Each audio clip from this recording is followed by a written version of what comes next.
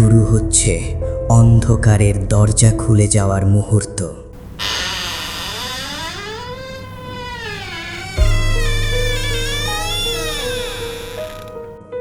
স্বাগত নিশি গল্পের হাউসে।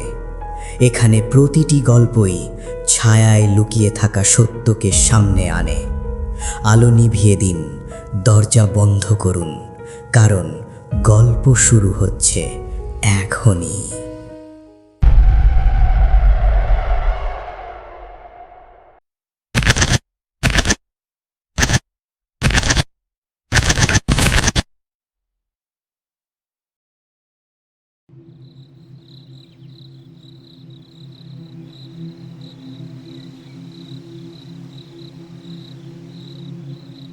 কিছু কিছু বাড়ি থাকে যেখানে দিনের আলোয় সব কিছু স্বাভাবিক লাগে, কিন্তু সূর্য ডুবে গেলেই সেই বাড়ির দেওয়ালের ভেতর থেকে বেরিয়ে আসে এমন সব রহস্য যেগুলোর উত্তর কেউ জানতে চায় না। এমনই এক বাড়ি ছিল পরীদের বাড়ি। পাড়ার মাঝখানে দাঁড়িয়ে থেকেও যেটা ছিল সবার থেকে আলাদা। সেখানে আলো ছিল না, ছিল না হাসি, ছিল না কোনো উৎসবের শব্দ, শুধু ছিল নিস্তব্ধতা আর এমন কিছু ঘটনা যেগুলো একবার দেখলে আর কোনো দিন ভুলে যাওয়া যায় না। আজকের গল্পটা সেই রাতের কথা, যেদিন কাঁচা আম চুরি করতে গিয়ে দুইটা ছেলে চোখের সামনে দেখে ফেলেছিল এমন এক সত্য যেটা জানার পর ভয় আর রহস্যের মধ্যে পার্থক্য মুছে যায়। গল্পের নাম পরীদের বাগান। লিখেছেন মলয় বিশ্বাস।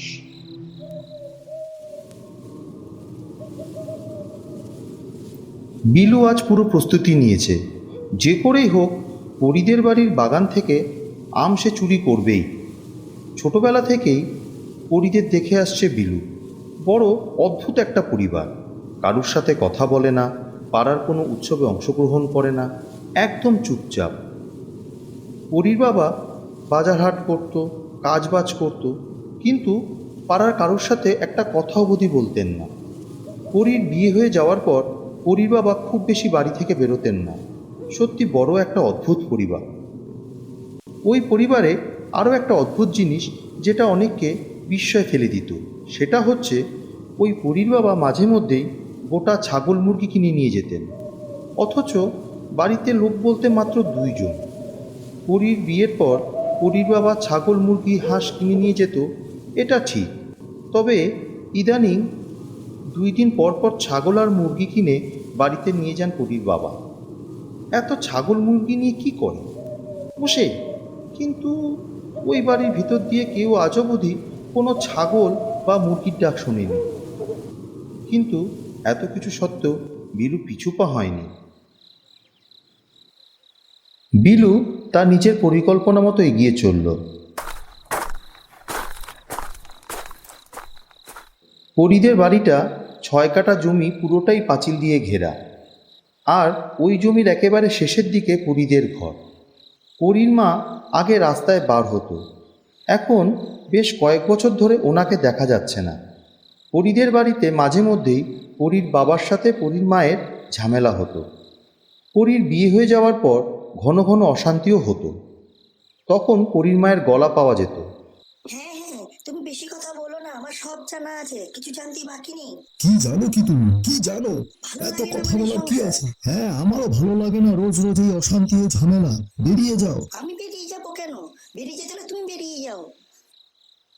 তবে বেশ কিছুদিন ধরে পরীদের বাড়ির ক্রমশ চুপচাপ। কোনো রকম ঝগড়াঝাটি বা ঝামেলার আওয়াজ পাওয়া যাচ্ছিল না। তবে পরীর বাবা মাঝে মধ্যে বাড়ি থেকে বাইরে বেরোয়, তাও আবার খুব কম সময়ের জন্য। পাড়ার অনেকেই সন্দেহ করত পরীর বাবা আবার পরীর মাকে খুন করে দেয়নি তো। পরিকল্পনা মতো বিলু বাড়ির পাঁচিল টপকে বাড়ির ভিতর ঢোকে। বাড়ির পাঁচিল টপকে ভেতরে নামার পর বিলু আশেপাশে বেশ ভালো করে দেখে নেয়। এরপর সে আম গাছে আস্তে আস্তে করে ওঠে এবং টপাটপ করে কাঁচা আম পাড়তে থাকে। গাছ থেকে পাড়া আমগুলো বিলু পাঁচিলের বাইরে দাঁড়িয়ে থাকা ওর সবথেকে কাছের বন্ধু জয়কে ছুঁড়ে দেয়। জয় সেই আমগুলো ক্যাচ রূপে ব্যাগের ভিতর ভরতে থাকে। জয় হচ্ছে বিলুর সবথেকে কাছের বন্ধু। তারা দুইজনে কোনো একটা বিষয় নিয়ে বিতর্ক করতে করতে কে সাহসী আর কে ভীতু এই প্রসঙ্গে কথা উঠতেই এই পরীদের বাগান থেকে আম পাড়ার প্রসঙ্গ আসে। এই পরীদের বাড়ি নিয়ে অনেক বন্ধুর মধ্যেই একটা ভয় কাজ করে, কারণ এই বাড়িতে এখনও বিদ্যুতের লাইন নেয়নি। সন্ধ্যা হলেই বাড়ি অন্ধকার হয়ে যায়। তার উপরে এই বাড়ির লোক কারুর সাথে কথা বলে না। পাড়ার লোকের কাছে বিষয়টা কেমন অদ্ভুত লাগে। এই জন্য অনেক বাড়ির অভিভাবকেরা তাদের ছেলেপুলেরা দুষ্টুমি করলেই পরীর বাগানে রেখে দিয়ে আসবো এই বলে তাদের মনে ভীতি সঞ্চারণ করতে থাকে।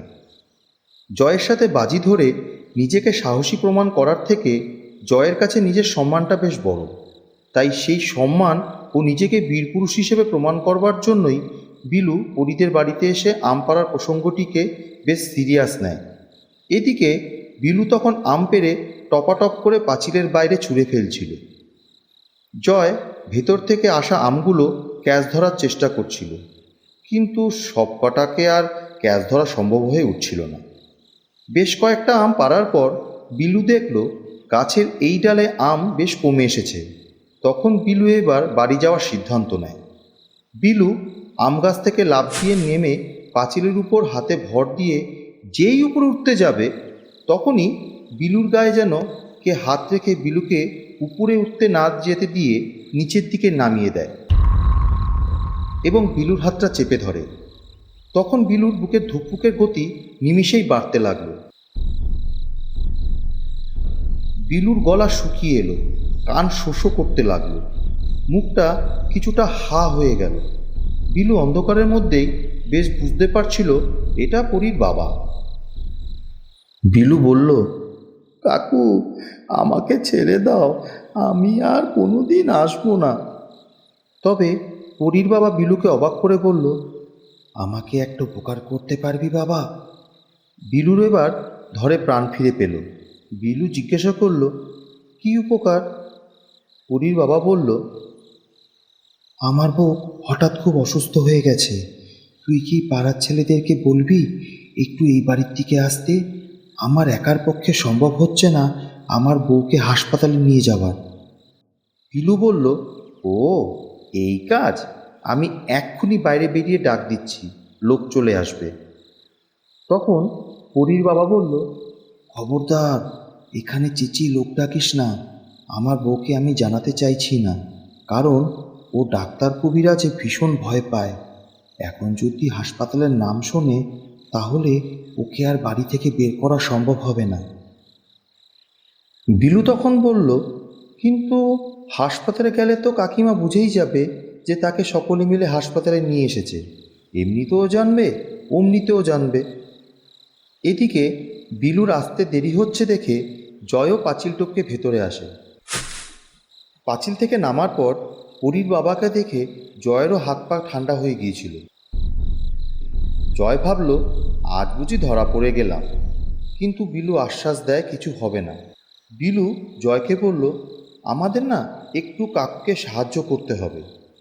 বিলুর কথায় পরীর বাবা উত্তর দেয়, আরে হাসপাতালে পৌঁছানোর পর জানলে অসুবিধা নেই, কিন্তু তার আগে জানিয়ে দিলে অসুবিধা। ও ঘরে ঢুকে দরজা বন্ধ করে দেবে, তখন ওকে আর বার করা মুশকিল হবে। বিলু বলল, আচ্ছা ঠিক আছে, আমি কয়েকজনকে ডেকে নিয়ে আসছি। পরীর বাবা বলল, কোনো রকম যেন শব্দ না হয়, চুপি চুপি আসবি তোরা, তাড়াতাড়ি আসার চেষ্টা করিস। আমার বউয়ের অসুস্থতা নিজের চোখে দেখা যাচ্ছে না, খুব কষ্ট হচ্ছে রে। বিলু আর জয় পাড়ার ক্লাবে যায় সাহায্য চাওয়ার জন্য। বিলু আর জয়ের কাছে বিষয়টা বড় অদ্ভুত লাগে। বউকে হাসপাতালে নিয়ে যেতে হবে, অথচ বউকে বলা যাবে না হাসপাতালে নিয়ে যাওয়া হচ্ছে। ক্লাব থেকে ৩-৪ জন ছেলে আর একটা ভ্যান জোগাড় করে সকলে মিলে ওই পরীদের বাড়ির গেটের কাছে গিয়ে দাঁড়ায়।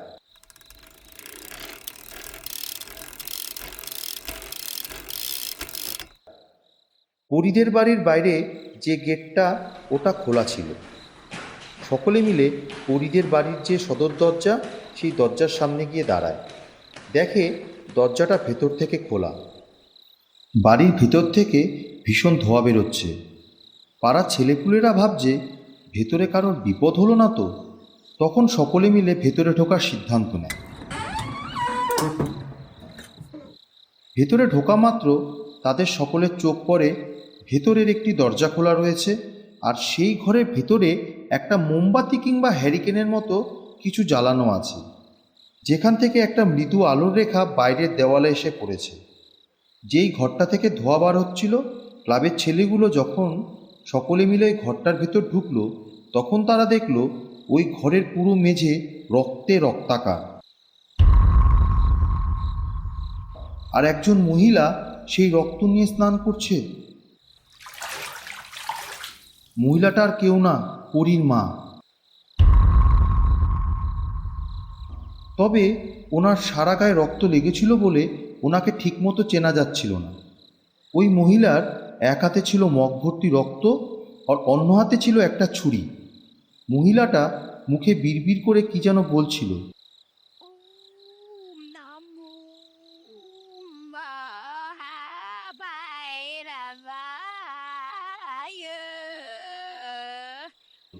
আর উনি সম্পূর্ণ নগ্ন ছিলেন। এরকম একটা পরিবেশ তখন সবাই কি করবে এটা বুঝতে না পেরে পাড়ার ছেলেপুলেরা প্রথমে একটা চিৎকার দেয়, এবং তারপর সকলে মিলে একটা ঝাড়া দৌড় দেয়। এলোপাথারি দৌড়ে যে যেখানে পারছে দৌড়চ্ছে। এদিকে এত ছেলের চিৎকার শুনে আশেপাশে বাড়িঘর থেকে সকল প্রতিবেশীরা বাইরে বেরিয়ে আসে। তারা প্রত্যেকেই দেখল পরীর বাড়ির ভেতর থেকে সকলে এলোপাথারিভাবে দৌড় দিচ্ছে। প্রতিবেশীরা যখন ওই বাড়ি থেকে দৌড় দিয়ে বেরিয়ে আসা একজনকে হাতের সামনে পেয়ে তার পথ আটকে জিজ্ঞাসা করে, কী হয়েছে রে, এইভাবে তোরা দৌড়চ্ছিস কেন? তখন ওই ছেলেটা পরীদের বাড়ির দিকে তাকিয়ে বলল, ও ওই বাড়িতে ভূত আছে। বলতে বলতেই ছেলেটা ওখানেই অজ্ঞান হয়ে যায়।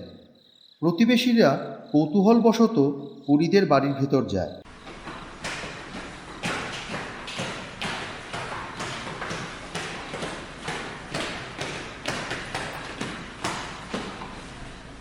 যেই ঘরটা থেকে হ্যারিকেন বা মোমের আলো আসছিল, সেই দরজা দিয়ে ভিতরে ঢুকে তারাও একই দৃশ্য দেখতে পায়। এরকম একটা দৃশ্য দেখে সকলেই হতবাক। সেই মুহূর্তে লোকজন সকলে মিলে বাইরে বেরিয়ে আসে এবং সদর দরজাটা বাইরে থেকে বন্ধ করে দেয়। এরপর সকলে মিলে সিদ্ধান্ত নেয় থানায় খবর দেবে। ভাবা মাত্রই কাজ সম্পন্ন করা হলো। থানা থেকেই আধ ঘন্টার মধ্যে পুলিশ চলে আসে। তবে সবথেকে অদ্ভুত ব্যাপার, পুলিশ আসার বেশ কিছুক্ষণ আগে থেকেই ওই মহিলা দরজা পেটাতে থাকে। সে দরজা পেটাতে পেটাতে বারবার বলতে থাকে দরজা খুলে দেওয়ার জন্য। দরজা খুলে দে না, দরজা খোল, দরজা খোল, দরজা খোল। কিন্তু গ্রামবাসীরা কেউ সেদিকে কান দেয়নি। পুলিশ আসার পর ওই মহিলাকে পুলিশ হেফাজতে নেওয়া হয়। আশেপাশের দুইজন মহিলা প্রতিবেশী ওই মহিলাকে শাড়ি পরায়, এবং শাড়ি পরানোর পরপরই পুলিশ ওই মহিলাটিকে থানায় নিয়ে যাওয়ার উদ্দেশ্যে রওনা দেয়। এই ঘটনার 2 দিন পর থানা থেকে পুলিশ এসে ওই মহিলার ব্যাপারে খোঁজখবর নিচ্ছিল। তখন একজন অফিসার জিজ্ঞাসা করে, এই ঘটনাটা সবার আগে কে দেখেছে? তখন সকলেই বিলুর দিকে তাকায়। বিলু পুলিশ দেখে বেশ ভয় পেয়ে যায়। তখন সেই পুলিশ অফিসার বিলুকে আশ্বাস দেয় যে ভয়ের কোনো কারণ নেই। এরপর বিলু পুরো ঘটনাটা খুলে বলে। সব ঘটনা শুনে সেই অফিসার বেশ অবাক হয়ে যায়। সে অবাক দৃষ্টিতে বিলুর দিকে তাকিয়ে থাকে। তারপর সে অবাক কণ্ঠে জিজ্ঞাসা করে, তুই ঠিক বলছিস তো? কারণ ওই রাতে পুলিশের একটি তদন্তকারী ভ্যান আসে এবং ঘরের ভেতর থেকে একটি লাশ উদ্ধার করে।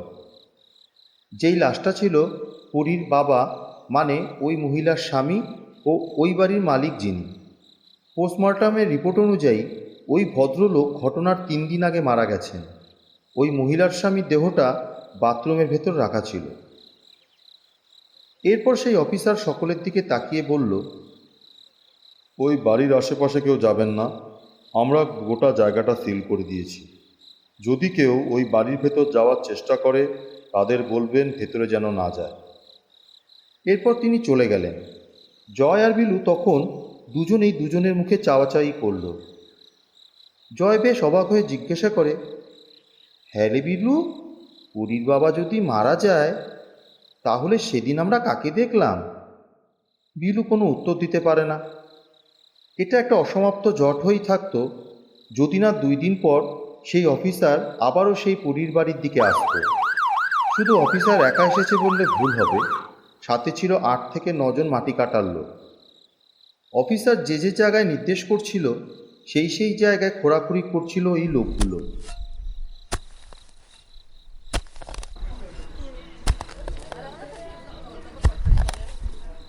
বেশ কিছুক্ষণ পর অনেক হাড়গোড় পাওয়া গেল মাটির তলা থেকে। আশেপাশে প্রচুর মানুষের ভিড় জমে আছে। বড়রা প্রত্যেকেই বাচ্চাদের সেখান থেকে সরিয়ে দিয়েছিল। 6 ঘন্টা পর বেশ কিছু হাড়গোড় নিয়ে অফিসার আবারও থানার দিকে রওনা দেয়। তবে অফিসার যাওয়ার আগে বেশ কয়েকজন জিজ্ঞাসা করে যে এই রকম অদ্ভুতভাবে হাড়গোড় তারা মাটির তলা থেকে খুঁড়ে বের করলো, ওই হাড়গুলো কার এবং কি বৃত্তান্ত? অফিসার শুধু এইটুকু বলল, এই বাড়ি থেকে গ্রেপ্তার করা মহিলাটিকে তারা এই সকল অদ্ভুত কৃতকর্মের কারণ কি সেসব জিজ্ঞাসা করাতে সে কিছুতেই মুখ খুলছিল না। পরে তাকে ফাঁসির ভয় দেখানো হলে সে গড়গড় করে সব বলতে থাকে। অফিসারের কথা অনুযায়ী ওই মহিলা নাকি বুড়ি হয়ে যাওয়ার ভয় পেতেন। সে আরও অনেক বছর বাঁচতে চায়, এই জন্য প্রথমে কুকুর, ছাগল, বেড়ালের উপর কালো জাদু করত। সে ভাবত ওদের হত্যা করে কালো জাদুর প্রক্রিয়া দ্বারা নিজের শরীরে বিশেষ এক মন্ত্রের মাধ্যমে আরও কয়েক বছর অতিরিক্ত বেঁচে থাকা যায়। এত সব করার পরেও তিনি যখন দিনের পর দিন বুড়ি হয়ে যাচ্ছিলেন তখন সেই মহিলা ভাবেন তার হয়তো পদ্ধতিতে কোনো ভুল হচ্ছে। এই কারণে সে তার নিজের স্বামীকে হত্যা করে এবং পরে তিনি তার স্বামীর ওই মৃতদেহকে নিয়ে তিনি বিভিন্ন রকম মন্ত্রপাঠ করতেন। উনি ওম নমো মহাভৈরবায়।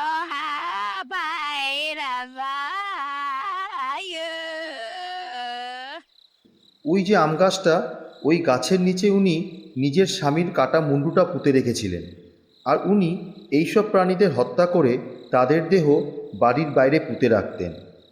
আমাদের সন্দেহ ছিল উনি হয়তো এর আগেও অন্য কারোর প্রাণ নিয়েছেন।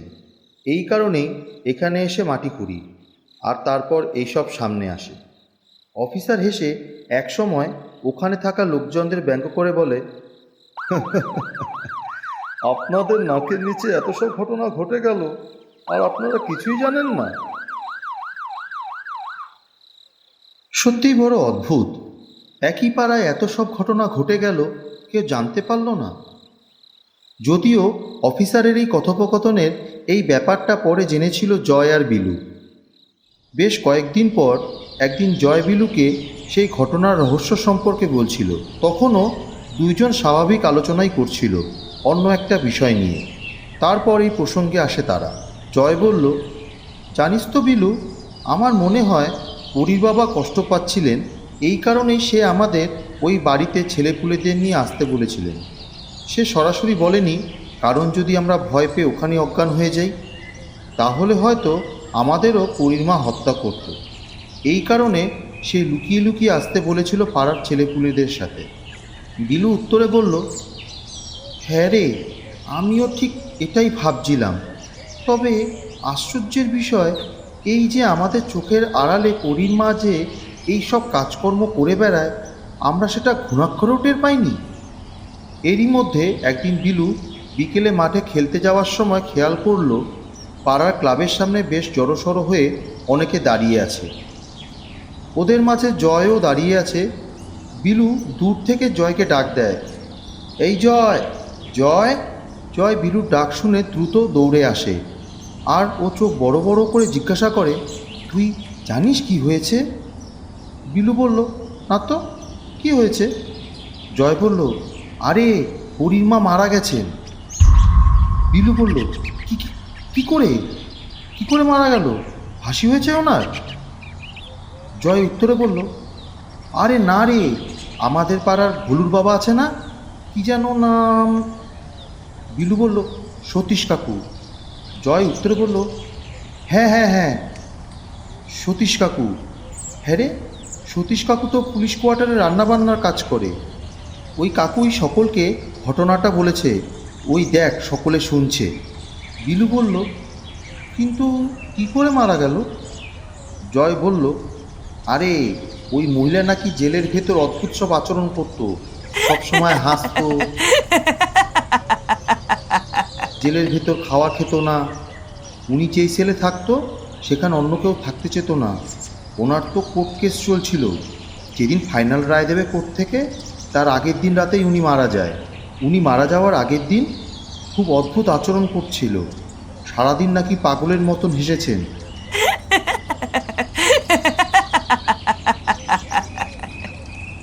তার আশেপাশের সেলে থাকা কয়েদিরা রাতের বেলায় একটা অদ্ভুত চিৎকার শুনে।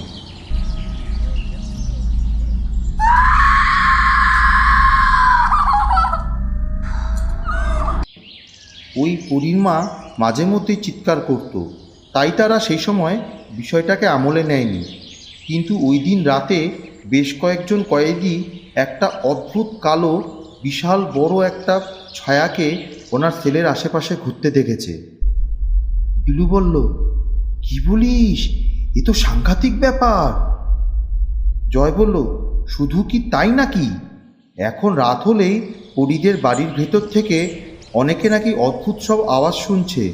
ওদের বাড়ির পাশে যে কাকা থাকেন তিনি বলছিলেন পরীদের বাড়িতে রাতের বেলায় কে যেন চিৎকার করছে, এই রকম আওয়াজ ভেসে আসে।